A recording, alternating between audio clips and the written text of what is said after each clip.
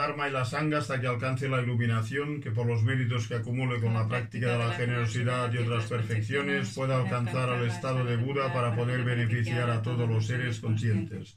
Me refugio en Buda, el Dharma y la Sangha hasta que alcance la iluminación, que por los méritos que acumule con la práctica de la generosidad y otras perfecciones pueda alcanzar al estado de Buda para poder beneficiar a todos los seres conscientes.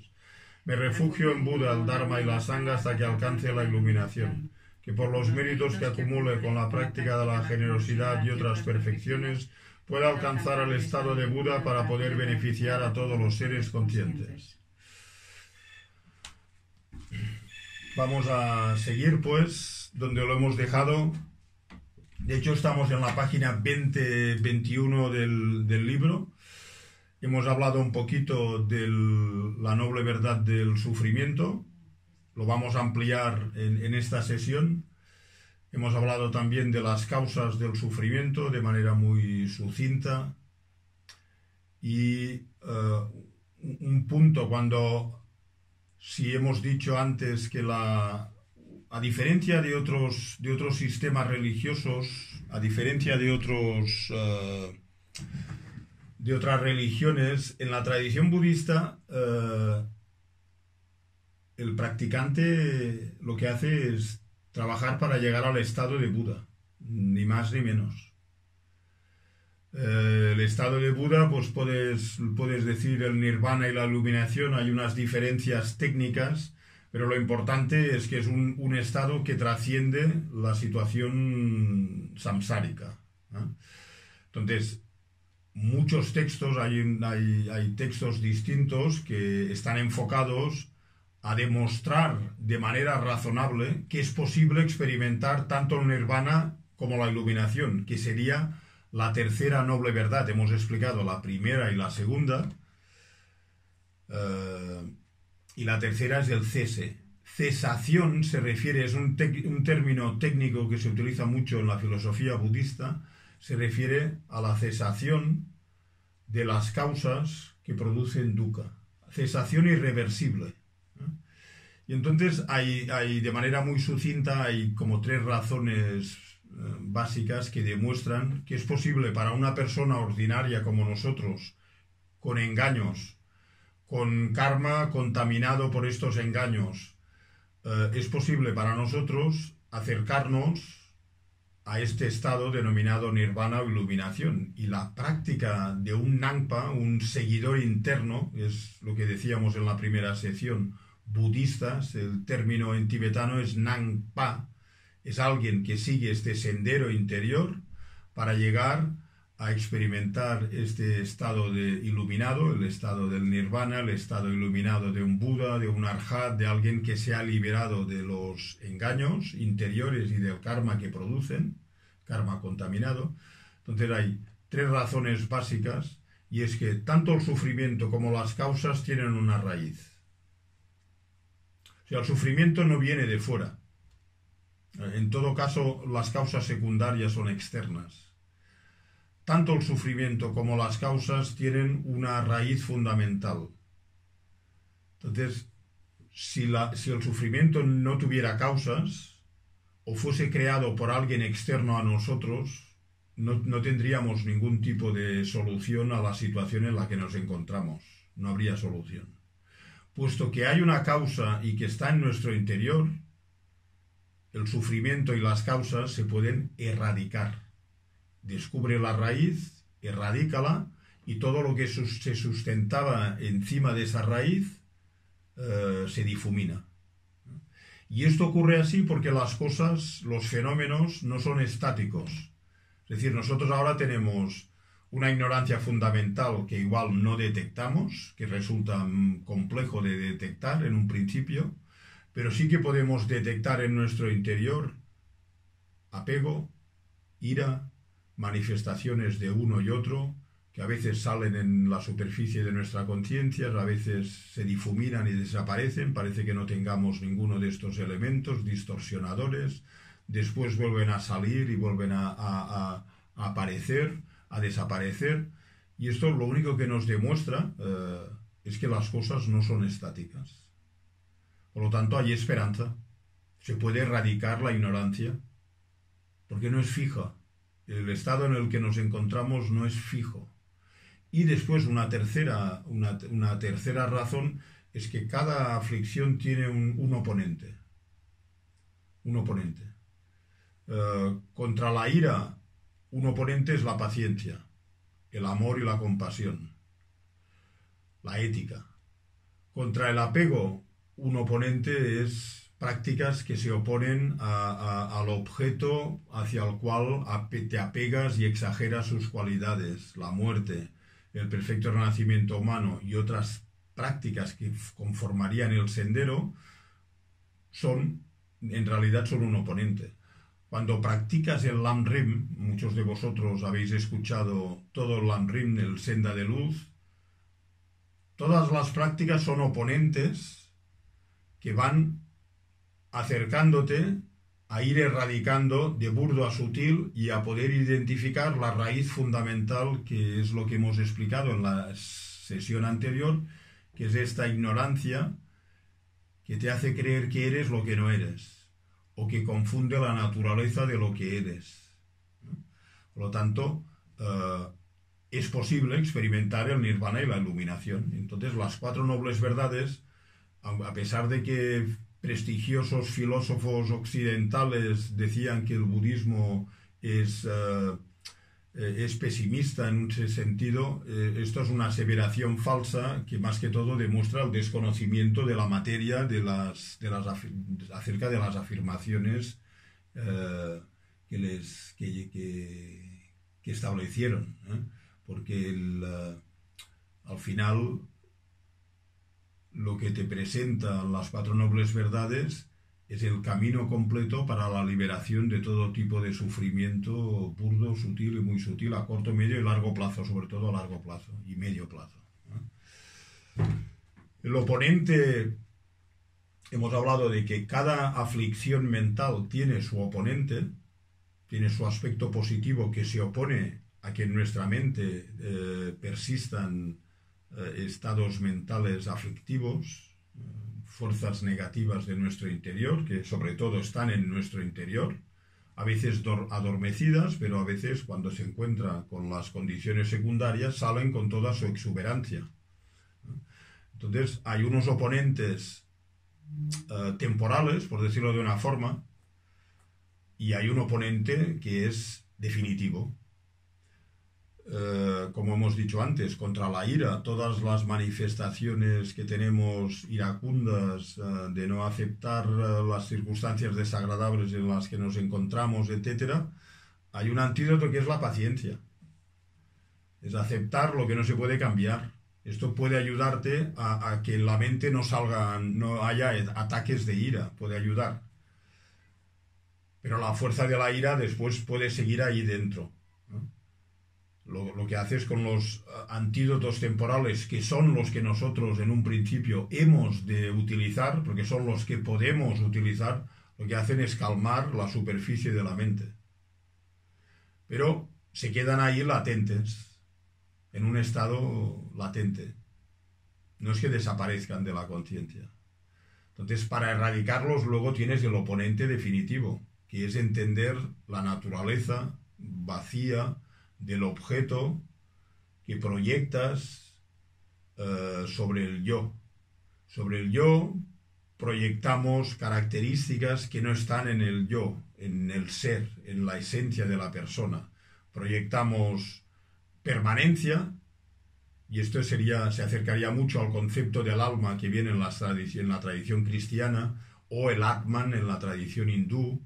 Entonces, estas características no han estado nunca en el yo, porque un yo permanente es un fenómeno inexistente. Entonces, irse dando cuenta de que proyectamos sobre nuestra identidad, nuestro sentido de identidad, cosas que no pueden estar allí porque son fenómenos inexistentes en muchos casos.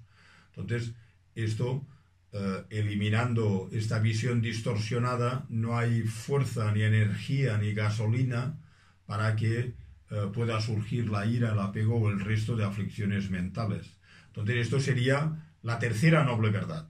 La tercera noble verdad, diríamos, es esta ausencia completa de la fuerza que nos lleva a seguir viviendo en el ciclo de dukkha, etc.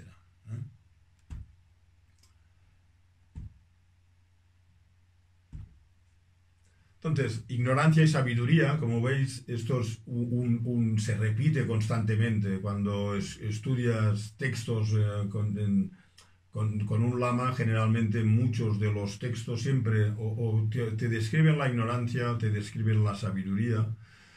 La ignorancia que desconoce la realidad última. Hay dos tipos de ignorancia generalmente, que aquí se mantienen, también se explican en el libro. La primera es la ignorancia que desconoce la ley de causa y efecto. Entonces, esta es la más burda. Y es importante saberla porque esta ignorancia, lo opuesto de esta ignorancia es no cuestionar. Os lo pongo de una manera así diferente a lo habitual. Lo opuesto de la ignorancia que desconoce la ley de causa y efecto es no cuestionar el por qué nos ocurren las cosas que nos ocurren. El pensar que vienen de casualidad, de que no hay que darle mucho pensamiento a por qué nos ocurre la buena o la mala suerte, lo que denominamos buena o mala suerte. O lo atribuimos a unas fuerzas divinas extraordinarias que tienen cualidades inexistentes como la omnipotencia, que son responsables de lo que nos ocurre. La ignorancia que desconoce la ley de causa y efecto implica todas estas visiones que no son acertadas sobre el por qué las cosas que nos ocurren tienen unas causas. Entonces, este es un tipo de ignorancia que es importante abordar. Es importante abordar. Por esto, aquí todas las religiones, no solo el budismo, todas las religiones tienen un sistema ético de comportamiento. Sistema ético. Que es consciente y voluntariamente apartarte de un tipo de actividades porque están impulsadas por las aflicciones mentales. Y esto lo puede practicar cualquiera.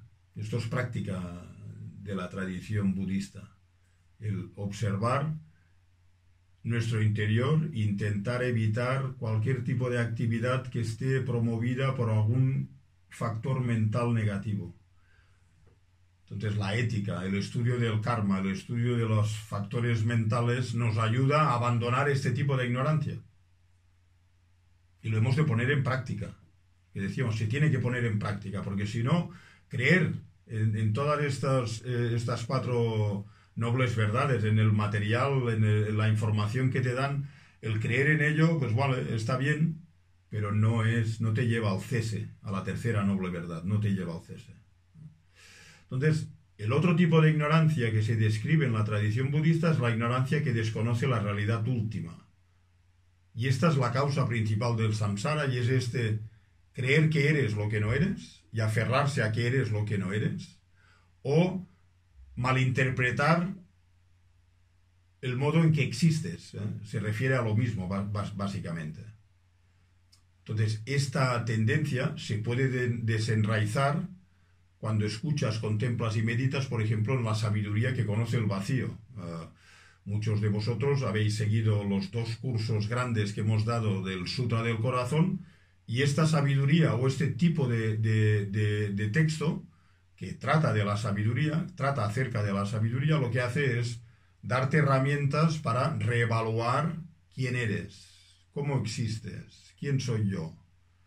Porque la sabiduría, de la perfección de la sabiduría, te ayuda a entender que ni las cosas ni tú mismo existimos como nosotros siempre hemos creído que existimos, como entidades sólidas, permanentes, que no dependen de nada más, que no dependen de causas, partes, de la etiqueta que le pones a la cosa en cuestión, yo, cómo soy, las personas que nos rodean, el modo en que vemos la realidad, lo vemos desde el filtro de la ignorancia que pinta la realidad desde este modo falso de percibirlo y concebirlo. Entonces por eso el Buda, cuando se dice que eres un dios en un sutra, eres un deva, eres un mago, El Buda simplemente respondió, simplemente me he despertado del sueño de la ignorancia. Soy un ser despierto. Me he despertado, no soy nada más que esto. Entonces, la sabiduría es el oponente a esta manera distorsionada que tenemos de establecernos a nosotros mismos.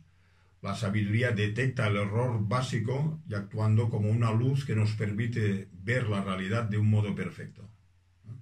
Entonces, la sabiduría, los textos de la perfección de la sabiduría que describen cómo existe la realidad y cómo hay esta discrepancia en el modo en que existe la realidad y el modo en que nosotros lo vemos. Y mientras haya esta discrepancia, samsara se va autorrecreando. No importa que creas en una cosa u otra, porque este defecto congénito no lo tienen los budistas, lo tienen todos los seres. Puede ser republicano, puede ser ateo, puede ser reírte de todas las religiones, pensar que las religiones no sirven para nada, puede ser cristiano, judío, musulmán, budista, taoísta. Esta ignorancia básica todo el mundo la tiene. Y esto es lo que tratamos de descubrir. Todo el mundo la tiene. Entonces, la sabiduría es un factor mental, de la misma manera que la ignorancia es un factor mental, uno de los 6 factores mentales negativos primordiales. La ignorancia es un factor mental negativo, la sabiduría es un factor mental que comprende el modo erróneo en que te ves a ti mismo y la realidad que te envuelve. Por lo tanto,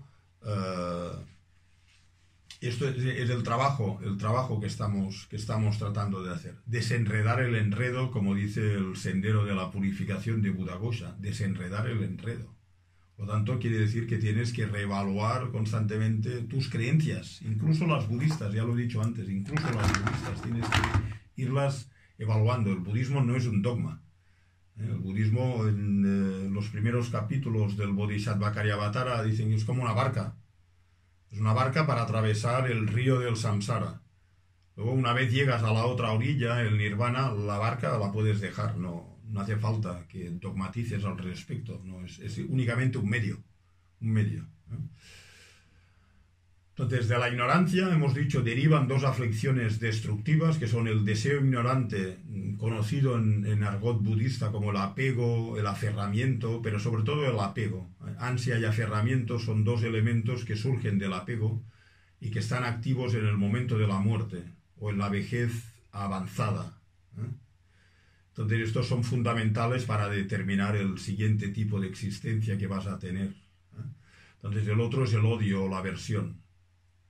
Entonces, ¿qué es el deseo ignorante o el apego? Es que cuando entras en contacto con un objeto agradable, exageras las cualidades de la belleza que ves en el objeto, lo deseas poseer y sufres si te ves apartado de ello.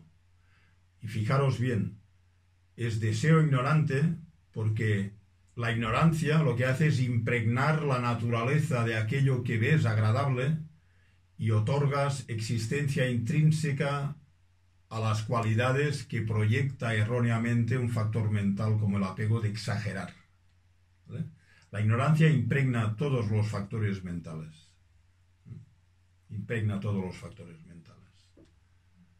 Porque lo que subyace detrás de la emoción o la aflicción del deseo ignorante es precisamente esta ignorancia, porque te apoyas en la falsa idea de que el objeto que suscita tu interés se manifiesta, existe ahí mismo fuera, sin depender para nada de tu interpretación. Crees que lo que percibes está necesariamente en el objeto y forma una parte intrínseca del objeto, cuando todos sabemos que no hay 2 personas que vean el mismo objeto de la misma manera prácticamente. Siempre habrá algún matiz distinto. Y la aversión, el enfado, el odio, la ira y sus derivados hace lo contrario. Observa un objeto desagradable, exagera los defectos hasta el punto que deseas perjudicarlo. Y la aversión, dicen en el Bodhisattva Karyavatara, en cualquiera de sus variantes, tiene esta desventaja de ser como un fuego que consume cualquier buena energía que puedas tener. Por lo tanto, de nuevo, la ignorancia Es lo que está detrás de exagerar las faltas, la exageración que proyecta sobre el objeto y que puede estar allí, pero el tema es que lo exageras.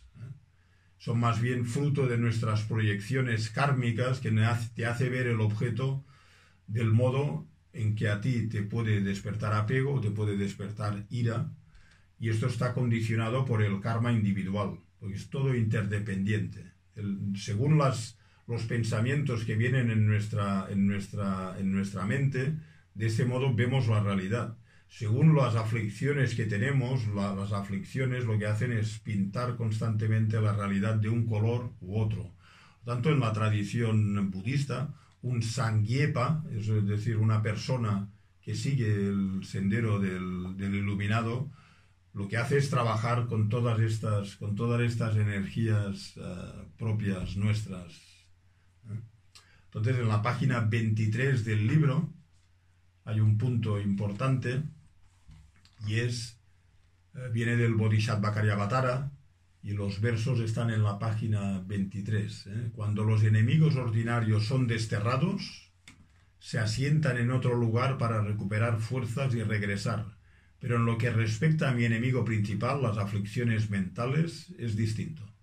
Cuando las emociones aflictivas son desterradas de mi mente por el poder de la sabiduría, ¿a dónde van a ir? ¿Desde dónde van a volver a perjudicarte? En Nirvana, lo que se persigue, lo que perseguía al Buda al presentar primero el sufrimiento y después las causas del sufrimiento, es que las personas que seguimos este sendero experimentemos el cese irreversible, como ilustran estas dos frases, estos dos versos de Shantideva. Las aflicciones mentales son relación dependiente, son surgimientos dependientes. No surgen de repente la ira por sí mismo.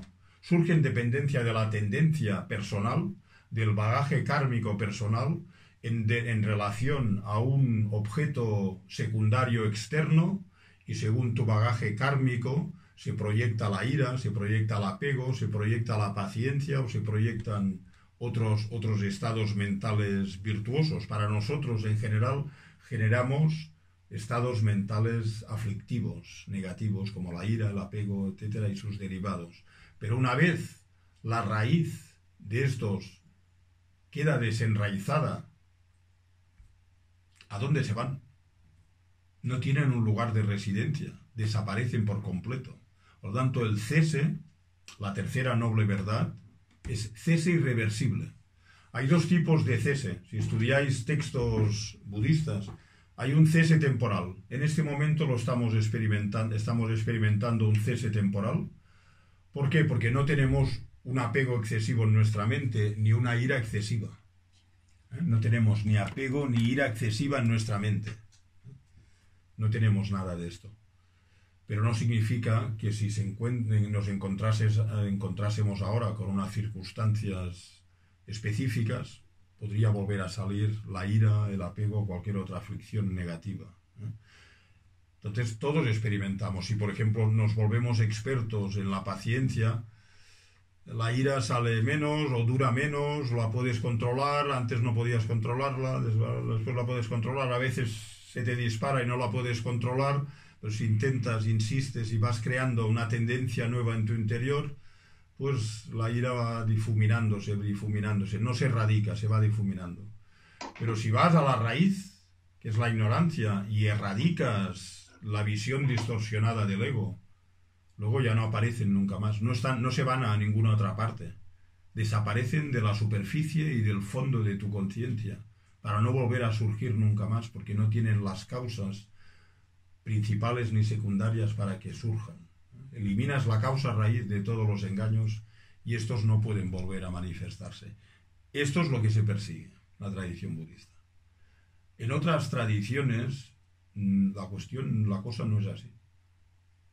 Pero estos son diferentes. Como hemos empezado en la primera charla, todos budismo, budista, y todos ponemos los conceptos según nuestro karma. Si eres una persona muy poco, te has herido mucho, igual con nosotros en España tenemos nuestra tradición, pues ha habido muchos desastres en nombre de la religión.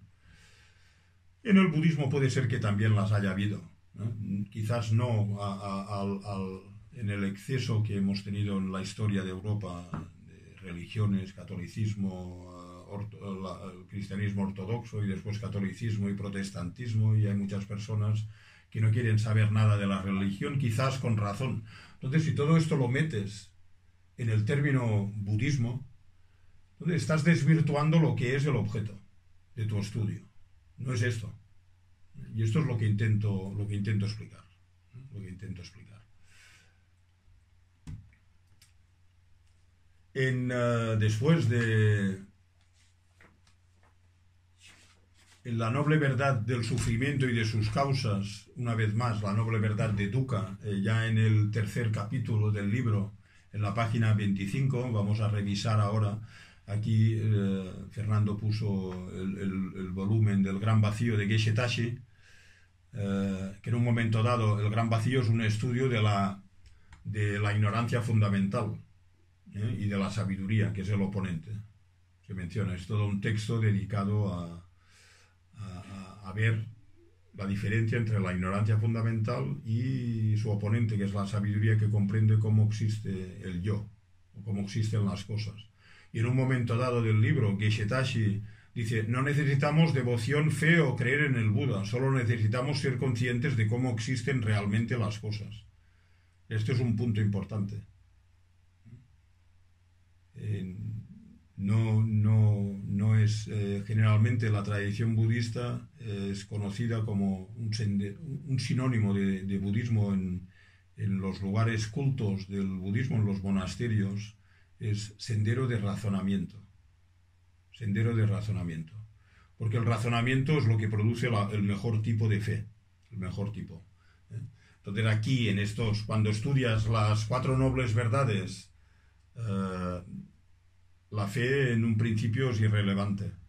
Te piden otro tipo de cosas. Te piden que utilices la inteligencia, que analices, que medites, que escuches, que contrastes con tus maestros, para irte acercando a una verdad más sólida, no a las proyecciones conceptuales que hacemos de las cosas, sino a una proyección conceptual adecuada, correcta. Entonces, volviendo al término sufrimiento, ya lo hemos dicho, sufrimiento no es un término adecuado para traducir el término que mencionó el Buda en la primera enseñanza. En la vida hay dukkha. En la vida hay dukkha. No es solo sufrimiento.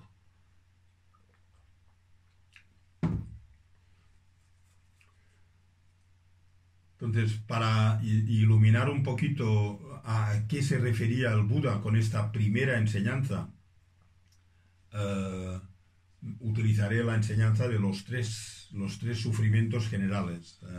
En los textos del Lamrim y en otros textos clásicos se mencionan muchos sufrimientos. Si cogéis el Lamrim Chenmo, se habla de 8 sufrimientos, 6 sufrimientos, 3 sufrimientos, luego la rueda de la vida. Entonces porque es el punto más importante. Como hemos dicho en la primera sesión, el Buda no habla de dukkha o de sufrimiento para que las personas nos deprimamos. Todo el mundo sabe que hay sufrimiento.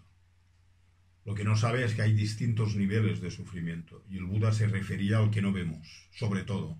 Los otros también, pero sobre todo el Buda se refería al tercero, al que no vemos, al que no consideramos sufrimiento.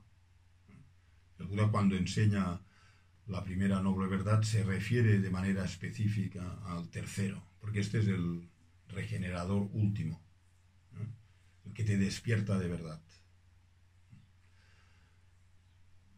Entonces, el sufrimiento hay 3 tipos, tienen un nombre: el sufrimiento del sufrimiento, o dukkha, el sufrimiento del cambio, y después el sufrimiento que lo impregna toda. Tienen distintas maneras de presentarlo, distintas maneras. En la página 28, me salto un par de páginas y hay esta cita que utilizo aquí. Esta cita la tenéis en el Senda de Luz. Y es la cita que ilustra las prácticas del nivel medio, del ser de nivel medio, de capacidad media, en las prácticas del Lamrim, que es este texto que te ayuda a ir progresando desde el sendero inicial al medio y del medio al superior, ¿vale? El nivel medio es lo que estamos explicando aquí en este curso. Entonces, Lama Tsongkhapa, en este Senda de Luz, en su Lamrim más pequeño, Canción del Lamrim, tiene esta estrofa. Dice: si no te esfuerzas en reflexionar sobre la primera noble verdad, el sufrimiento o dukkha, que es desafortunada consecuencia de tus acciones sin virtud, no estarás suficientemente motivado para interesarte en lograr la liberación de este sufrimiento. Es decir, una vez más, para que no tengáis ideas erróneas, Buda, cuando describe el sufrimiento, no es para que te desanimes, es para que veas dónde estás y busques una salida. Es muy diferente. Después te dice: si no haces un esfuerzo por pensar en la segunda noble verdad, que es la causa de tus continuos renacimientos en samsara, o sea, la segunda noble verdad es el productor de dukkha, el productor de sufrimiento. Mientras no trates con esta segunda noble verdad, el primero, el sufrimiento, dicen como las olas del mar, entran, salen ininterrumpidamente. Entonces dice: si no haces un esfuerzo por pensar en la segunda noble verdad, la causa de tus continuos renacimientos en samsara, no conocerás los medios para cortar la raíz del samsara, que es ignorar sunyata. Sunyata es el vacío. Fijaros, al final, o sea, si no te esfuerzas en pensar en la segunda noble verdad, lo recordamos, es karma y lo que está detrás del karma, que son kleshas, que son aflicciones mentales, enturbiadores de nuestra conciencia, o estados mentales que distorsionan la realidad, que distorsionan tu percepción y tu concepción habitual. Entonces, si no reflexionas bien en la segunda noble verdad, en que el sufrimiento no viene de fuera, el causante raíz del sufrimiento está en tu interior. Por tanto, esto es un cambio en relación al resto de tradiciones filosóficas. Tienes que mirar hacia tu interior. La fe no te sirve aquí. Tienes que observar tu interior. La fe te ayuda a observar tu interior, porque sabes que es el sendero adecuado. El sufrimiento no viene de fuera, no viene haciendo ritos. El Buda ya lo dijo esto, los ritos, los rituales, En el budismo tibetano, por ejemplo, hay muchísimo ritual, muchísimo. Pero está dentro de un contexto. No es el ritual en sí que te lleva a un sitio particular. No es la fe en este ritual que te puede ayudar, pero no te lleva a la cesación. Lo que te lleva a la cesación es la sabiduría. Y es un factor mental interior. Y todos estos rituales en la tradición budista sirven para desarrollar esta sabiduría. Aparentemente, pues ya es una religión más. Pero tienes que estar en la piel del practicante. Igual, mientras está haciendo estos rituales, está realizando o comprendiendo o teniendo la experiencia del vacío de existencia intrínseca de su yo. Porque estos rituales te pueden ayudar a entender esto. No tienen una existencia intrínseca. Si lo hago, acumulo un mérito especial, fijo, sólido, con existencia intrínseca. No tienen esta función. No tienen esta función. Por consiguiente, a fin de generar una fuerte motivación para lograr la liberación, dice Lama Tsongkhapa, tienes que desarrollar un aborrecimiento total por el sufrimiento y tener la renuncia pura al samsara. Esto, en lenguaje diferente, podrías decir, que al meditar y al entender que el sufrimiento, los tres niveles, está impregnado en nuestra psique, que tiene unas causas que están en nuestra psique, por lo tanto, desarrollas aborrecimiento o aversión particular hacia esta situación, hacia la gasolina que tienes en tu interior para mantener la proliferación de aflicciones mentales que te hacen actuar de una forma que producirán de nuevo malestar a corto, medio y largo plazo. Por lo tanto, aquí habla de renuncia pura al samsara. Si decimos renuncia puro al samsara, samsara es la situación existencial en la que nos encontramos, no es un sitio, no es un lugar, no es un lugar geográfico. Renuncia puro al samsara, si entiendes que el sufrimiento, que es de lo que quieres evitar, depende de elementos que están en tu interior, que son klesha y karma, y que todo esto depende de la ignorancia fundamental. La renuncia es, quiero abandonar mi ignorancia fundamental. Por lo tanto, el lado positivo es, tengo que aprender lo que es el vacío, que es el modo en que existen realmente las cosas. Tanto la renuncia no es, si tengo un coche, pues se lo doy a mi vecino, pero tú tienes que ir a pie por los sitios. Esto no es signo de renuncia. Renuncia no es no tener experiencias agradables, reprimir las experiencias agradables que tengas, que es la connotación que nos da esta palabra. Renuncia lo que significa es este deseo de abandonar tu ignorancia. Lo puedes hacer cuando escuchas, cuando meditas, cuando caminas, cuando trabajas y recuerdas, tengo que abandonar mi ignorancia fundamental y conocer quién soy yo, saber cómo existen las cosas. Estás desarrollando renuncia. Es una determinación interna. Por esto es muy importante, dice, que conozcas con precisión cuáles son los factores que te atan al samsara. Porque si no conoces los factores que te atan al samsara, si piensas que el samsara es creación de alguien que no tiene nada que ver contigo, si es algo casual en lo que te encuentras en esta vida, entonces no conoces con precisión cuáles son los factores que te atan al samsara y nunca desarrollarás el deseo de eliminar la ignorancia fundamental. O sea, si os fijáis, las 4 nobles verdades tienen una dimensión totalmente espectacular y totalmente contemporánea. Y al final la Tsongkhapa dice, yo que he recorrido el verdadero camino que conduce a la iluminación he tenido la experiencia de hacer justamente eso. Si tú también buscas liberarte, por favor, actúa de la misma manera. Entonces, esto estaba en la página, lo podéis ver en la página 28-29. Y ahora nos regresamos a los 3 tipos de sufrimiento que se encuentran en la página 26 del libro Sé tu propio refugio. Ahora voy a profundizar un poco en la primera noble verdad que enseñó el Buda.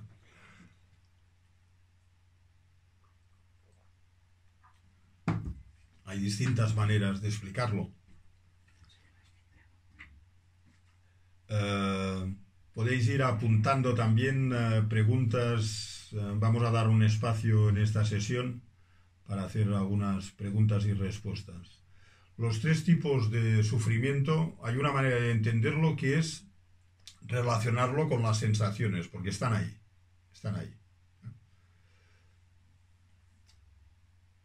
Entonces, del sufrimiento se referiría a ver.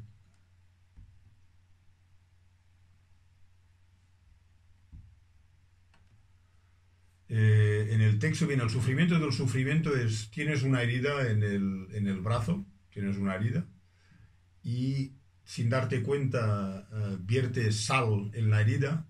Entonces esto produce una sensación desagradable, física, mental. Entonces cualquier sensación desagradable, física o mental que experimentas en tu vida es el sufrimiento del sufrimiento. Aquí el término sufrimiento es correcto, todo el mundo lo identifica. Imaginas una herida en tu brazo y que de repente pues viertes algún corrosivo, sal, en el ejemplo que estamos poniendo, y esto te duele muchísimo, tienes carne viva, entonces viertes sal y esto es, tienes una sensación muy intensa, desagradable. No es una sensación agradable, sensación muy desagradable. Entonces, aquí, si cogéis después textos clásicos, pues hablan del sufrimiento de nacer, para la madre y para el nuevo ser. Sufrimiento de envejecer, sufrimiento de enfermar, el sufrimiento de morir, son ejemplos que todos experimentamos de dukkha, sufrimiento del sufrimiento. Hay más, hay más, están los 6 sufrimientos básicos, los 8 sufrimientos básicos también formarían parte de este primer nivel de sufrimiento, y el Buda lo mencionó en sus enseñanzas. Después el sufrimiento del cambio es lo que viene a continuación. Aquí, siguiendo con la analogía de la herida fresca, pues el sufrimiento del cambio es verter agua fresca en la herida. Hay un alivio. Y este alivio lo denominamos placer. Y es el placer que produce un cambio a mejor. O sea, te vas de un sufrimiento del sufrimiento previo, cuando vertías la sal, te vas a una sensación más agradable.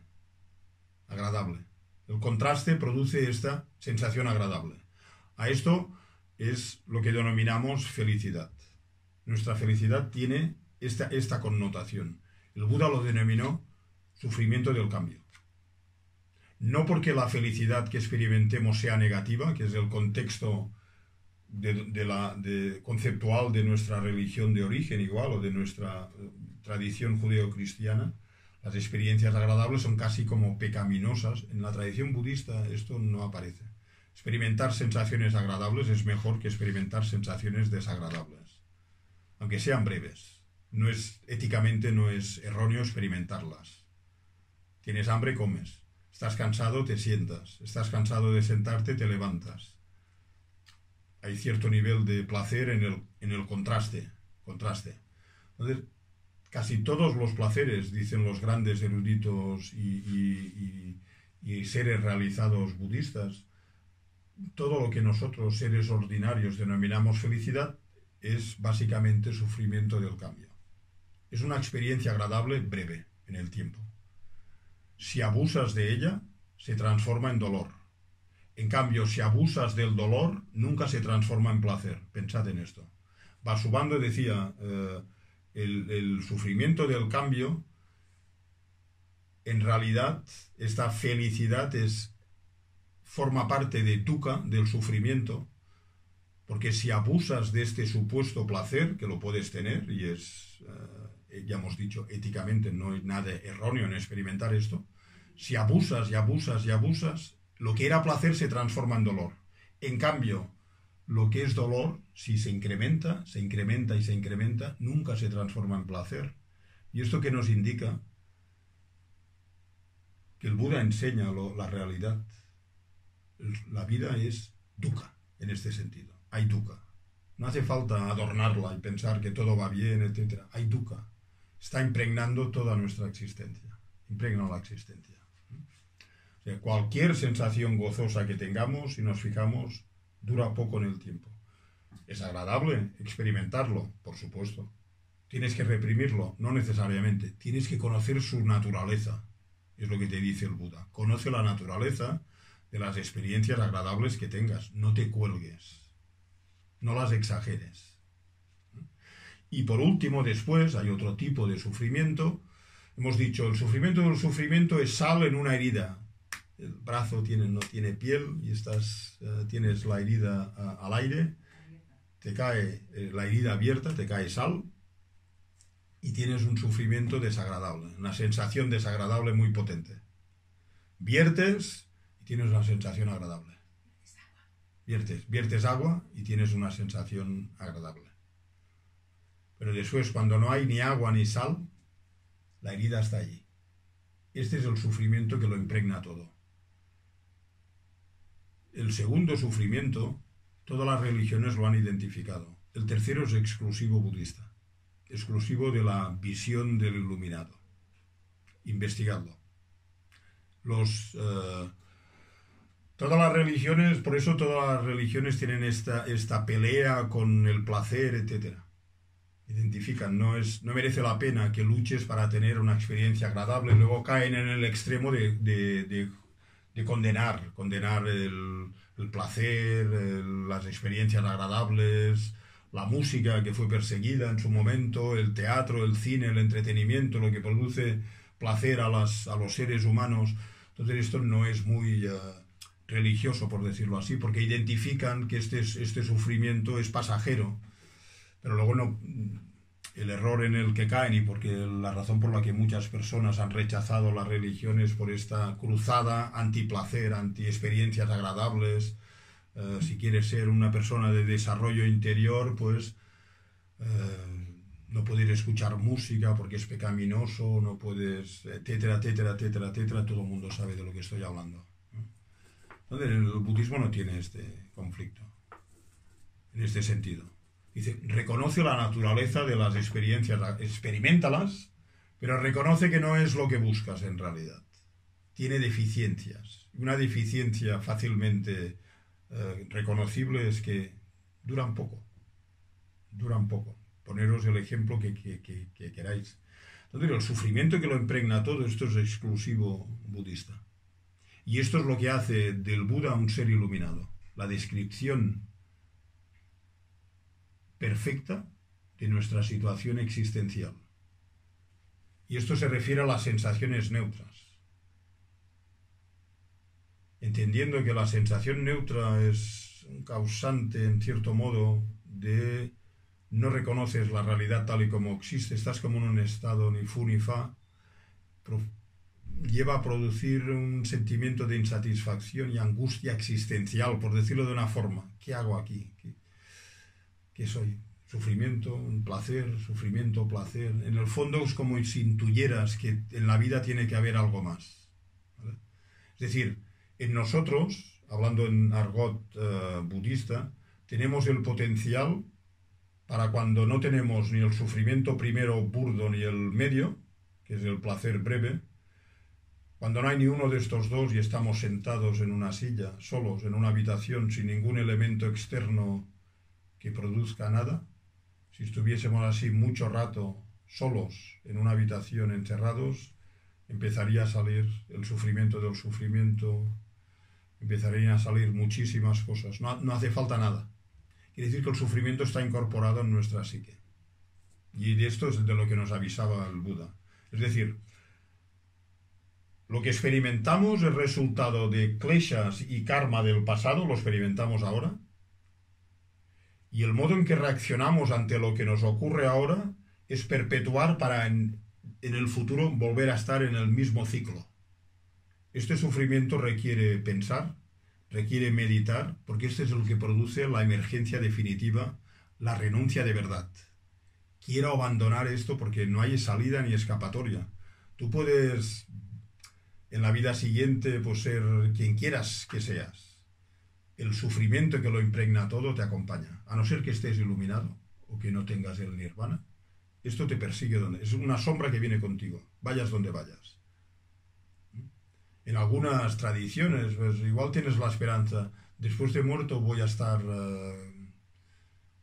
con mis seres queridos, etc. Tenemos muchas visiones erróneas que vienen de religiones también y hemos de vigilar que el budismo no se transforme en esto. Ideas fijas, dogmatismo, etc. Se podría dar. No lo queremos, se podría dar.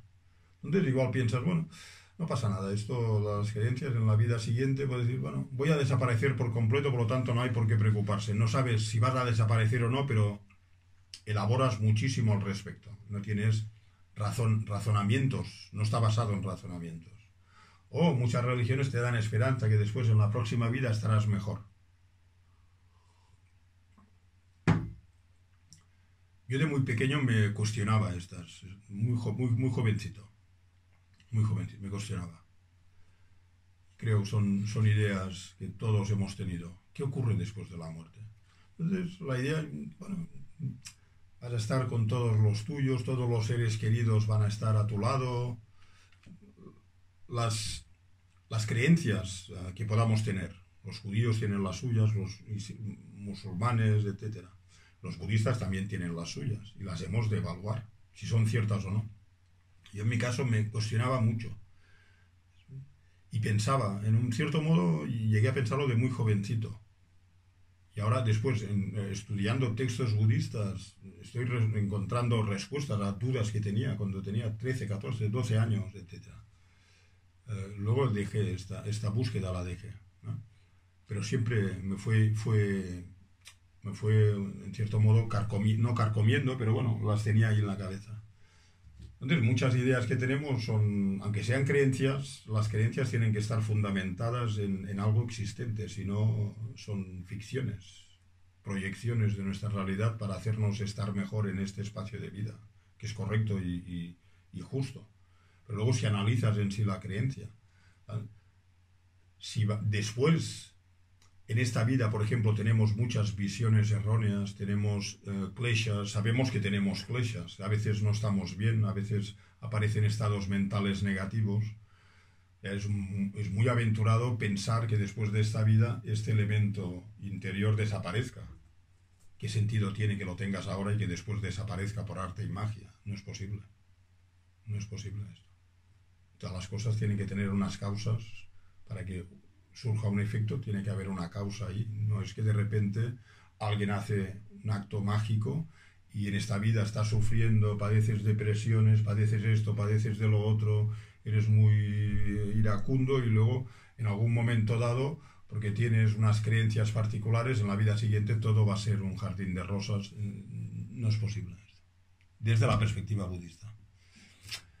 Entonces la dimensión del sufrimiento que lo impregna todo, que es el más profundo que describió el Buda, es, por ejemplo, nuestros agregados, el cuerpo y la mente, están en un estado de transitoriedad constante. Estamos de viaje. Y está nuestro cuerpo desde el nacimiento, de hecho desde la concepción, el momento en que sale del seno materno, no deja de moverse hacia su fin. El cuerpo está constantemente cambiando. La mente está constantemente cambiando. Entonces, este hecho ocurre ahora y ocurrirá después. Después, en todos los momentos estás conectado con los tres tipos de sensación. A veces estás en un estado neutro, casi como catatónico, ni fu ni fa. Ni te sientes bien ni te sientes mal. El sufrimiento que lo impregna todo, en cierto modo. Después, a veces tienes experiencias agradables, sensaciones agradables, que dan paso a sensaciones desagradables, luego a sensaciones desagradables, luego quizás una sensación agradable, y luego te vuelves mucho rato sensaciones neutras.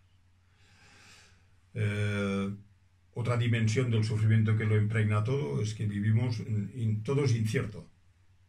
Esta situación que nos toca vivir es una expresión de la incertidumbre del samsara, que es uno de los primeros, de los 6 tipos de sufrimiento. El primero es la incertidumbre. Después no controlas tu bienestar presente. Tenemos en el fondo un yo que cree que controla. Controlo el cuerpo, controlo la mente. Este yo no he estado nunca allí. Aunque sea una creencia. No he estado ahí. Y el budismo dice, puesto que no está, no tienes por qué creer en ello. Es vacío. El yo existe. Un yo que controle el cuerpo y la mente, no. Por lo tanto, no controlamos nuestro bienestar presente. Cuando hay crisis potentes, físicas, económicas, de cualquier tipo, nos damos cuenta. Tenemos esta ilusión de que yo estoy al control de todo y un yo que lo controla todo ni ha estado, ni está, ni estará. Y por lo tanto no estamos libres ni del sufrimiento, ni del sufrimiento del cambio, ni del sufrimiento que lo impregna todo. Esta es la dimensión del sufrimiento que lo impregna todo. Enfermedades es un sufrimiento, mejor no tenerlas. Sufrimiento del cambio es una felicidad, es un sufrimiento disfrazado de una felicidad breve. Experimentas, es correcto, no es poco ético experimentarlo, pero este más profundo, vayas donde vayas, creas lo que creas, sea en esta vida, en la siguiente, tenemos nosotros los mecanismos para perpetuarnos dentro de este ciclo de insatisfacción que es el samsara. Entonces, esto es un poco lo que se explica, es otra dimensión del sufrimiento que es bueno reflexionar, es bueno reflexionar. Después, a ver si hay una... ¿Me vais siguiendo, verdad? Sí, sí. ¿Sí? Vale, perfecto. Sí, muchas gracias. Vale. Entonces, hay otra manera de explicar los 3 tipos de sufrimiento. Hay otro modo, que es asociar los 3 tipos de sufrimiento a las sensaciones. Lo hemos explicado ahora con un ejemplo, pero todos los sufrimientos están asociados cada uno de los sufrimientos está asociado con una sensación. Hemos dicho antes, la sensación es un factor mental que está siempre está ahí presente. A veces más obvio, menos obvio, pero siempre ahí está la mera experiencia de lo que nos está ocurriendo a nivel físico y mental. Entonces, el sufrimiento del sufrimiento hemos dicho que está asociado con la sensación desagradable.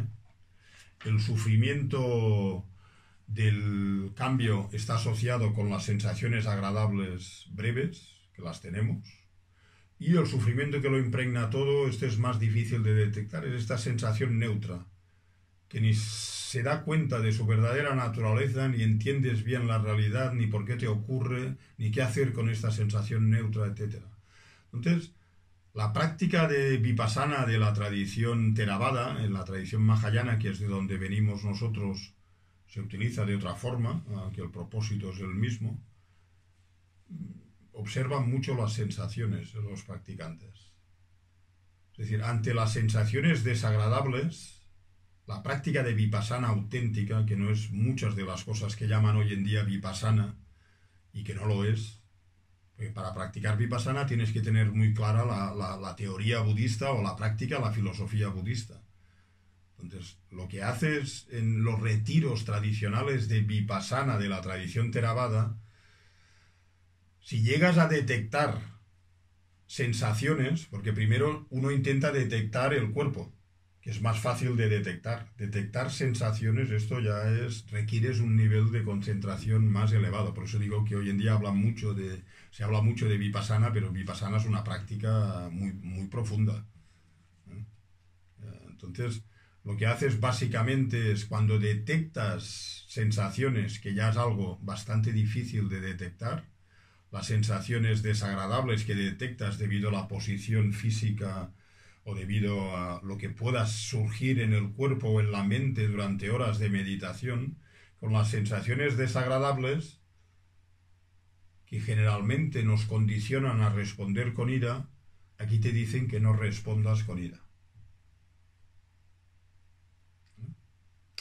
Ante las sensaciones agradables que pueden surgir de estados de concentración estables, el gozo que puede venir de la concentración, te dicen no respondas con apego, porque la sensación agradable te condiciona a responder con apego.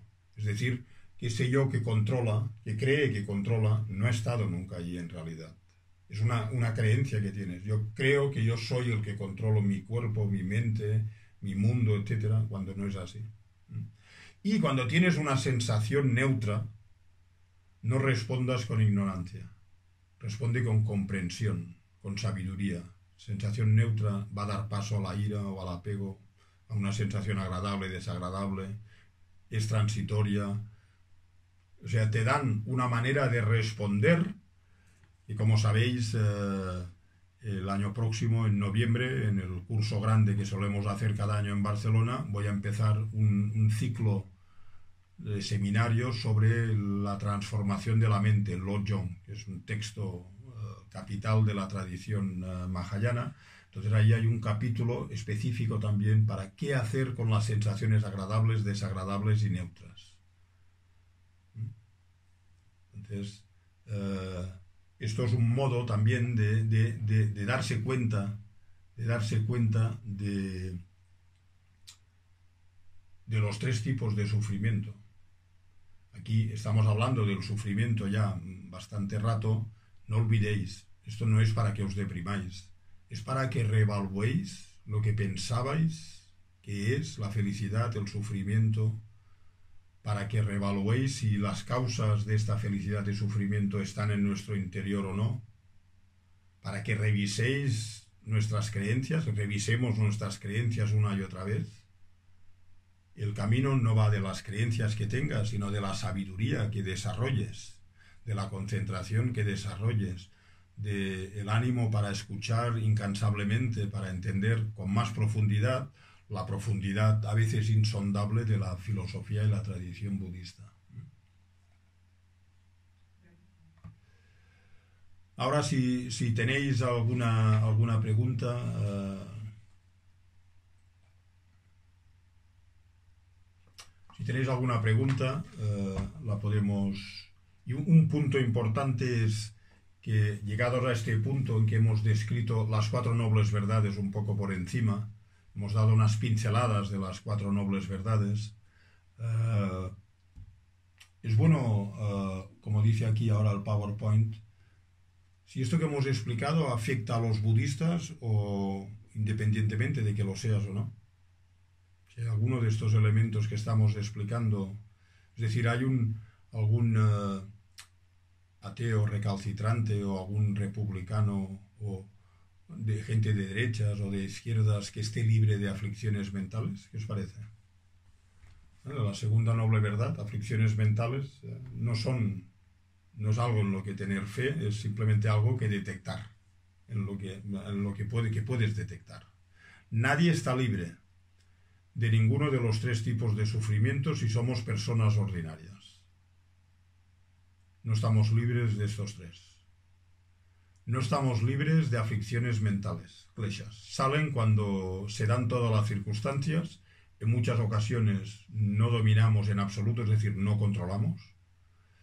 Nadie está libre de crear actos en base a las aflicciones mentales y nadie está libre de experimentar, lo que es peor, los resultados de dichos actos, ¿no? Entonces ahora, si tenéis alguna pregunta, ya podríamos dejar un poco esta sección. Hemos abordado casi 34 páginas, los puntos más importantes, como que tendré tiempo para revisar, pues ya iremos regresando una y otra vez. Ahora tenéis un poco el esquema. Si tenéis ahora alguna pregunta, pues encantado de poder responder.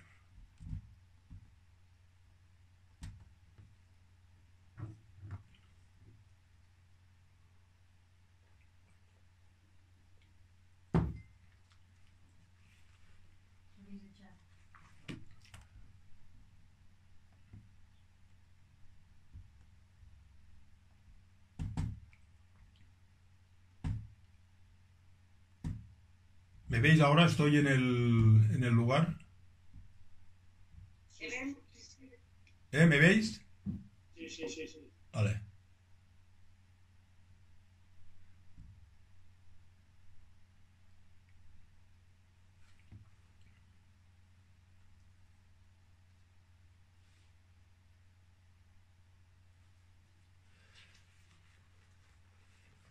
Si no tenéis preguntas, tenéis el librito que os he enviado en PDF, y en realidad aquí tenéis el esquema del libro. El esquema del libro lo tenéis aquí y son preguntas para que un grupo de personas puedan hacer estudios sobre este texto. Entonces, está dividido en los capítulos distintos y cada capítulo son preguntas cuya respuesta la encontráis en el libro. Entonces, o bien podéis escribir, este tipo de trabajo es una norma casi en los monasterios, al menos de la tradición gelupa, donde hacen mucho debate. El debate ahí no es lo que entendemos nosotros por debate, no es discutir. Yo opino una cosa, tú opinas otro, esto aquí nosotros lo llamamos debate. El debate tiene unas normas que los estudiantes, los monjes, diríamos, aprenden. Es lo primero que aprenden cuando entran en un monasterio, es a llevar a cabo un debate, que es una manera de ayudarse mutuamente a aprender más el Dharma y a establecer mejor las ideas que uno tiene. El conocimiento que uno tiene queda establecido a través del debate. Lo que sabes o no sabes lo aprendes a través del modo de debatir que tienen. Nosotros esto no lo podemos hacer porque para personas de nuestra edad nos falta el material. Ellos ahí, fijaros que debaten sobre textos. Entonces no puedes traer un texto en el patio de debate, lo tienes que tener en tu corazón. Entonces, en base a esto, tienen una manera particular de proceder. Uno defiende una posición, el otro ataca la posición, y el propósito es que los dos aprendan. No es para... En los debates nuestros es para humillar casi al contrincante. Entonces ahí no es así, aunque utilizan todo tipo de tretas para diríamos, para desequilibrar al que responde o al que pregunta. Hay una manera de proceder que saca este tipo de elementos negativos, puede sacar elementos negativos de la persona, pero el propósito es aprender los dos, no es competir, etcétera, ¿no? Entonces, en la historia de la tradición de Luba, pues hay grandes practicantes, la mayoría todos tienen el conocimiento del debate. Nosotros no podemos hacerlo, pero sí que tienen otra tradición que es pregunta y respuesta. Pregunta y respuesta. Cuando un maestro da un texto, después los estudiantes se reúnen y revisan ese texto en base a preguntas y respuestas, en este caso de todo el texto. Es un buen ejercicio, es una especie de meditación, esto, analítica. Me parece que Esther me ha hecho una pregunta. Esto estará, ¿dónde está esto? Vale, ya lo tengo en el chat. Está al final, ¿no? Sí, sí, sí.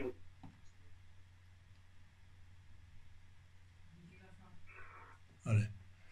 Lo opuesto a la ignorancia es no cuestionar por qué nos ocurren las cosas que nos ocurren. Creo que me he confundido al escribirlo. Lo opuesto a la ignorancia... No es correcto esto. Lo opuesto a la ignorancia es cuestionar en todo caso tus creencias. Esto es una manera. Hay muchas maneras de explicarlo. Muchas maneras. Si especificas lo opuesto, por ejemplo, si nosotros estamos aferrados a la permanencia de las cosas, un tipo de ignorancia sería el darse cuenta de que las cosas no son estables, no son fijas. La ignorancia que se aferra a la permanencia, a que las cosas existen tal y como las vemos, nosotros vemos las cosas estáticas. La realidad es que las cosas están en movimiento constantemente. Una manera el aferramiento a la permanencia, os pongo este ejemplo porque es más fácil de entender, se expresa en el aferramiento a que vamos a vivir muchos años. Vamos a vivir, todavía nos quedan infinitos años de vida. ¿No es cierto? Entonces esto es aferramiento a la permanencia. Lo opuesto es desear vivir muchos años, no hay nada erróneo en esto, es normal, pero la realidad es que no lo sabemos, no lo sabemos. No sabemos si moriremos hoy, moriremos mañana, dentro de 4 meses o dentro de 15 años, no lo sabemos. Entonces, aferrarse a la permanencia es un tipo de ignorancia. ¿Por qué? Porque la realidad es transitoria. Te aferras a una ficción que tú proyectas sobre la realidad. Aquí Fernando dice que si alguien quiere abrir el micro y hacer la pregunta directamente, pues sentiros libres de hacerlo. Hola, Isidro. Hola. ¿Se me escucha? Hola, Bea. Sí, hola. ¿Qué tal? Pues mira, yo te pregunto, a ver, porque no sé si lo he entendido bien. En Vipassana, ¿no? O sí. en momento de meditación, sí. En relación a las sensaciones que percibes, no responder, si es desagradable, no responder con ira, ¿no? Sí. Si es agradable, no sí. responder con apego. Sí. Y si es neutra, no responder con ignorancia. Sí. La pregunta es, ¿con qué deberíamos responder o no deberíamos responder a estas sensaciones, simplemente observarlas? Te enfocas en la transitoriedad de la sensación agradable, desagradable y neutra, sin responder con ira, apego ni ignorancia. Okay. Esta es una manera. A ver, es una pregunta muy profunda, Bea. Cuando haces Vipassana, el Vipassana de Goenka, por ejemplo, está basado en lo que se denominan los cuatro fundamentos de la atención. Lo que ocurre es que en la práctica, lo que se hace en Occidente, básicamente, a no ser que sean personas que siguen este sendero, y para seguir este sendero no te dejan practicar otro. Esto lo tenéis que tener claro.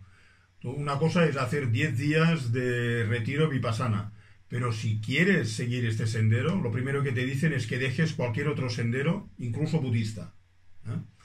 Entonces, lo que haces allí en un primer nivel, en Occidente, lo que te hacen hacer, no te hacen trabajar con las sensaciones porque esto se requiere un nivel de concentración especial, detectarlas. Lo primero que te hacen es observar el cuerpo, por eso escanean. ¿Vale? Te enfocas en la respiración porque es un objeto de concentración universal, fácil de acceder, y ahí desarrollas lo que, por ejemplo, en los retiros de 5 días yo intento desarrollar, que es exclusivamente atención a la respiración, es decir, concentración en la respiración. ¿Vale? Entonces, esto es lo que se hace en los retiros de 10 días. 3 días los dedican a observar la respiración para desarrollar concentración. Después, con esta concentración, lo que se suele hacer en Occidente es que escanean el cuerpo. Te pasas los 7 días restantes para escanear el cuerpo, de arriba abajo, pero debes tener las instrucciones necesarias para poder describir que el propósito de esto es para que despiertes la realidad a la realidad y que percibas la realidad de que el cuerpo es transitorio. No es escanear porque sí. ¿Vale? Me da la impresión que en muchas ocasiones por personas que me han comentado sobre estos retiros de Vipassana, simplemente se quedan escaneando. El escaneo, hacerlo 7 días sin tener un conocimiento del propósito de esta práctica potente de Vipassana en esta tradición, no es el fin. El propósito es para que veas a través de escanear el cuerpo que el cuerpo es transitorio. Cuando observas la transitoriedad, te enfocas en la transitoriedad. También hacen el escaneo para que comprendas que el cuerpo es dukkha, sufrimiento como hemos explicado ahora, porque tendrás dolor, tendrás incomodidad en el cuerpo, es decir, te enfocas después en el hecho de que en el cuerpo ya está incorporado dukkha. Y después, en todo caso, incluso más profundo, ver el vacío del yo que observa. Entonces esto ya está muy lejos. Esto sería la atención al cuerpo, que es el primero de los 4 fundamentos de la atención. Después, si sigues la práctica y te entregas a este sendero, después te harán ir a observar las sensaciones, después el contenido de la mente, y después te enfocas exclusivamente en dukkha, sufrimiento, impermanencia y vacío, despierta renuncia y sigues el camino para llegar al nirvana. Es decir, Vipassana, aquí la gente, por las experiencias que yo tengo de personas que han estado en estos retiros, me da la impresión de que hay algún elemento que salta, que no está ahí colocado. O sea, la práctica de 10 días de retiro es una gran práctica, pero el practicante que participa en ello debería tener un buen conocimiento del budismo para sacar más provecho. ¿Vale? ¿Vale? Sí. Perfecto. De nada. Isidro, soy Luca. Luca, ¿cómo estás? Muy bien, muchas gracias. Perfecto. A ver si consigo decir la pregunta bien, que no sé muy bien cómo formularla.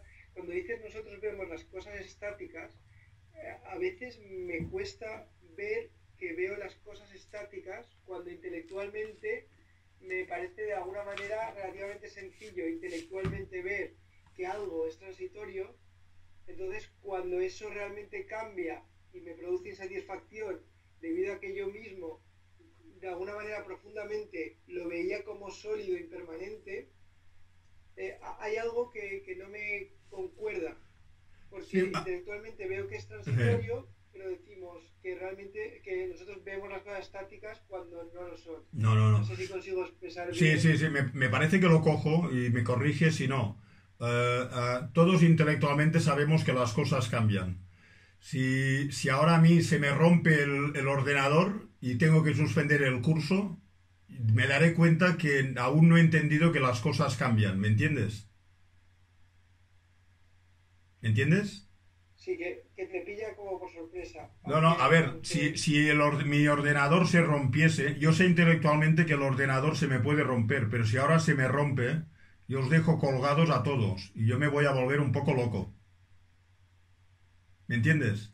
No tenemos. Una cosa es entender intelectualmente que el ordenador se puede romper, Pero cuando se rompe, después te das cuenta de que aún no, te sigues aferrando a la permanencia de las cosas. A la permanencia de la situación, Sí. en este caso. Sí. Nosotros pensamos, intelectualmente lo entendemos, el ordenador se rompe. Pero si te lo roban, o en este caso, en el ejemplo que pongo, si el ordenador a mí ahora me peta, mi práctica es muy débil. Me doy cuenta de que la práctica es débil, ¿me entiendes? Y te das cuenta por a lo mejor... Sí, porque me saldrá ira. Exacto. Por lo tanto, no entiendo. Lo primero, lo básico, lo entiendo intelectualmente y te lo puedo explicar. Pero la otra cuestión es cuando te encuentras en una situación así, cómo reaccionas y después te das cuenta de que tenemos aferramiento a la permanencia. Por lo tanto, la práctica del budismo no es entender intelectualmente, es más que esto, mucho más. Intelectualmente te puede ayudar un poco, pero es básico, pero luego tienes que ir más allá. Tienes que ir más allá. Con una meditación. Claro, la meditación es lo único que puede marcar la diferencia. O sea, lo que entiendes intelectualmente, ponerlo en el corazón, que sea una experiencia diferente de cómo reaccionamos en la actualidad. Y esto es lo difícil. ¿Eh? Es ahí hacia donde vamos. Muchas gracias. Vale, gracias. Sí, creo. Sí. Sí. Se podría entonces hablar de dos niveles de aceptación. La aceptación temporal, por decirlo así, ¿eh? ¿Cómo? ¿Se me oye bien o no? Sí, dime, eso soy yo, que no te he escuchado bien. Se me ha... Digo que podríamos entonces hablar de dos niveles de aceptación. Una aceptación temporal que viene dada por este conocimiento intelectual de que una cosa no es permanente, pero luego nos falta la aceptación experiencial. De decir, bueno, sí, sé que se me puede romper algo, pero en el fondo no lo acepto porque exactamente cuando se me rompe, cuando me falta, cuando hay una ausencia de eso, me sale la ira. Claro. El primero, la aceptación intelectual, pues perfecto, y vamos trabajando con ello. Pero cuando te encuentras en situaciones así, ahí es donde es el termómetro de nuestra práctica y nos damos cuenta de dónde estamos y de lo mucho que estamos condicionados.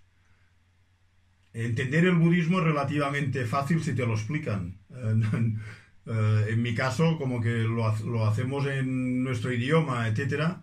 Claro, con un lama tibetano, pues si hay traducciones se hace más difícil a veces, ¿eh? Pero aquí es como muy claro, porque la filosofía budista es clarísima. Pero no nos confundamos, hay muchos textos que dicen la experiencia, entender intelectualmente no es una experiencia espiritual. Y aquí es donde tenemos que ir, y esto es un recorrido, no puedes llegar a esta experiencia si te dedicas a muchas cosas. Aún dedicándote exclusivamente al budismo, te das cuenta de la gran empresa que representa, de lo mucho que representa para la vida de una persona, la cantidad de cosas que tienes que tener en mente en muchos casos, ¿eh? Entonces no puedes... O sea, o te entregas al sendero o no te entregas. Y si te entregas, pues tienes que luchar o tienes que aceptar tus deficiencias y tienes que ir trabajando a partir de ellas. No hay otro... Entender las cosas intelectualmente. Hoy en día, puedes entender un libro y pensar que lo puedes explicar a otro. Esto no cualifica mucho a nadie como maestro de nada. No es suficiente. Tienes que tener muchos elementos, ¿eh? Por lo tanto, la práctica tiene que ir acompañada de devoción, que son elementos que ayudan, tiene que ir acompañada de comprensión intelectual, tiene que ir acompañada de escuchar, contemplar, de meditar, de dedicar tiempo, de tener experiencias interiores. Y luego, poco a poco, en contraste con la vida, el practicante va desarrollándose. No es un camino que siempre asciendes hasta la iluminación, sino que hay subidas y bajadas en este sendero espiritual. A veces creo que, por esto al principio yo siempre me gusta utilizar esto, de las ideas que nosotros tenemos y que proyectamos sobre, en este caso, la religión budista o la filosofía budista o el sendero espiritual budista. Religión no me gusta mucho porque ya es un término que está tan desvirtuado, y te lo pondré de otra forma. Si muchas personas entendieran, pudieran ver el sentido extraordinario de hacia dónde va la filosofía budista, muchísima gente se acercaría a la práctica budista, porque es lo que mucha gente anhela. Lo que ocurre es que tenemos tantos conceptos que cargamos sobre la religión, etcétera, el sendero espiritual, que esto nos aparta. O sea, ya no tenemos esperanza de que algo así nos pueda ayudar a desarrollarnos interiormente, por muchas causas históricas, de nuestra cultura, etcétera. Gracias. Vale. Esther, ¿dónde está el foco principal? ¿En que tengo que trabajar la ira o que he dejado colgados a los estudiantes? Lo individual, entonces, esto es en respuesta a la respuesta que yo he dado a Luca.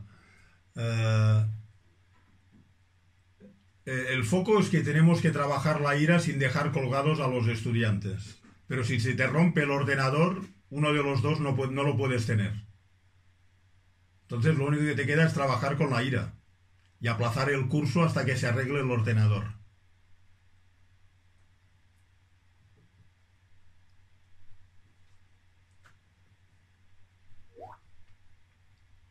Hola, Isidro. Hola, ¿quién eres? ¿Quién? Buena. Almudena. Ah, Almudena, ¿cómo estás? Bien, gracias. Yo te veo bien también. Vale, perfecto.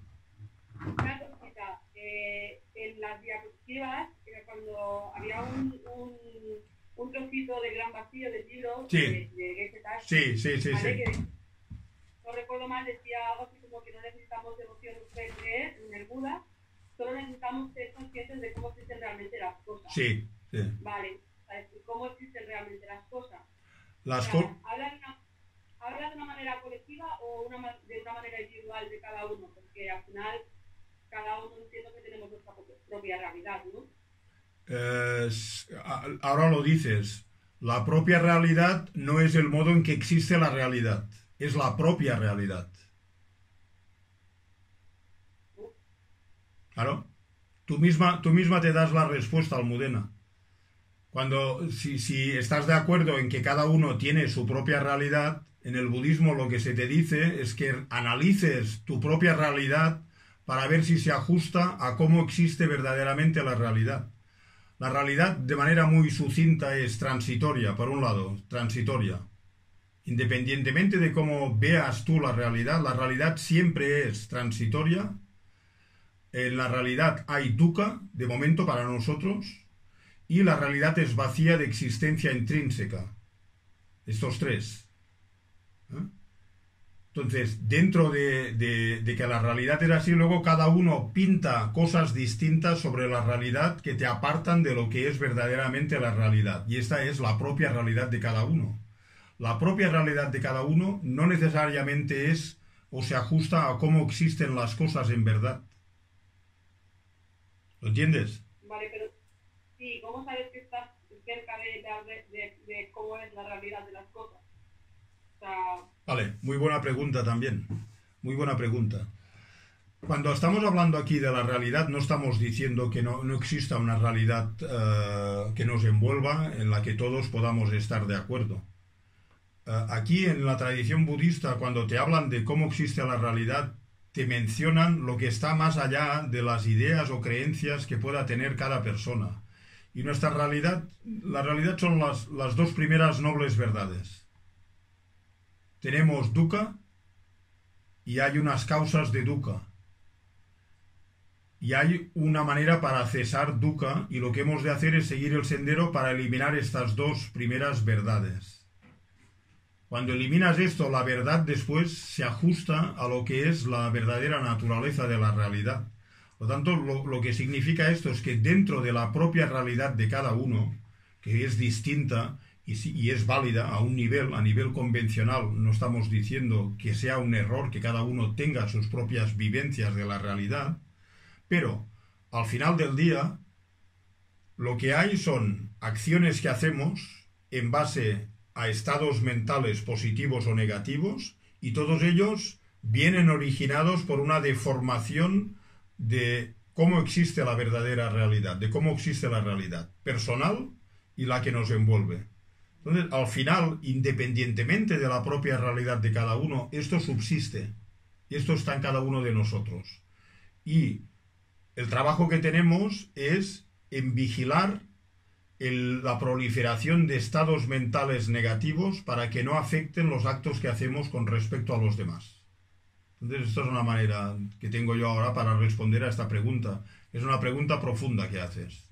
¿Me entiendes, Almudena? Sí. ¿Eh? Gracias. Es decir, cuando el Buda menciona las 4 nobles verdades, tenéis que entender que aunque ahora quizás no detectemos la segunda, ni la tercera ni la cuarta, la primera nos envuelve. Independientemente de que creas en ello o no, de que creas en senderos espirituales o no, todos estamos sujetos al sufrimiento del sufrimiento, el sufrimiento del cambio, el sufrimiento que lo impregna todo. Entonces, a partir de aquí, vas tirando el hilo para ver las causas de esto. Y a partir de aquí vas tirando el hilo para seguir un sendero, para eliminar esto que no quieres experimentar. Esto es una manera de describir la realidad, que impregna a todas las realidades de cada uno. No lo tienes que aceptar, lo que dice Geshe Tashi. No te sirve de nada aceptar esto porque lo dice un texto budista. No te sirve. Tienes razón en este sentido. Tienes que experimentar si es así o no.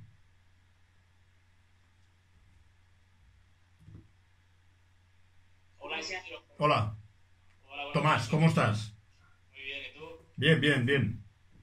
Mira, te quería hacer una pregunta, porque para la vida ordinaria, poder identificar el sufrimiento y el sufrimiento del cambio, pues más o menos es bastante sencillo, porque la versión y el apego lo podemos ver más o menos fácil, pero para poder identificar el sufrimiento que lo impregna todo, hacer este ejercicio en la vida ordinaria fuera de meditación, ¿en qué momentos se puede o se debe hacer? Por ejemplo, estás haciendo la cola en el supermercado y eres consciente de que no estás sintiendo apego ni aversión y haces una pequeña reflexión. Por ejemplo, este verano vamos esto que estoy explicando lo vamos a hacer en meditación en el retiro del Amrim. El año pasado ya hicimos algo. Este año vamos a seguir trabajando con la tercera noble verdad.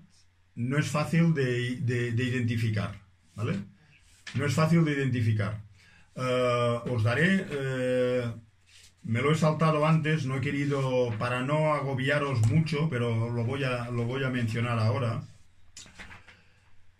En la página 31, como que todos tenéis el libro, al final de la página hay una cita de Vasubandhu, que es un erudito y experimentador de las enseñanzas del Buda. Dice: un humano no nota el peso de una pestaña en la palma de su mano, pero le duele si está en su ojo.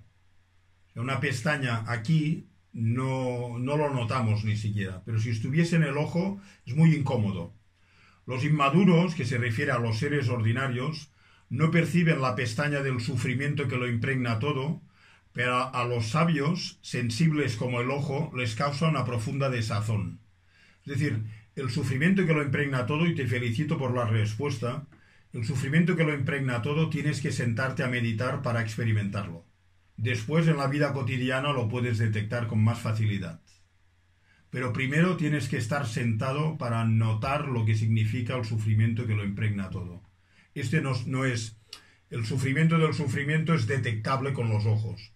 El sufrimiento el del cambio, es la felicidad breve, esto todo el mundo lo puede experimentar si piensas un poquito.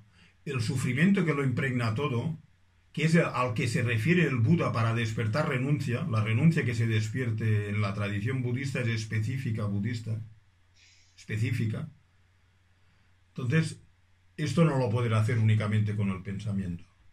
Tienes lo que entiendes intelectualmente del sufrimiento que lo impregna todo, que es el tercero, tienes que sentarte en meditación porque este es el que lo impregna todo, esto te persigue a ti, está siempre activo. Este está siempre activo. Pero no lo notamos las personas ordinarias. Entonces, es muy buena pregunta.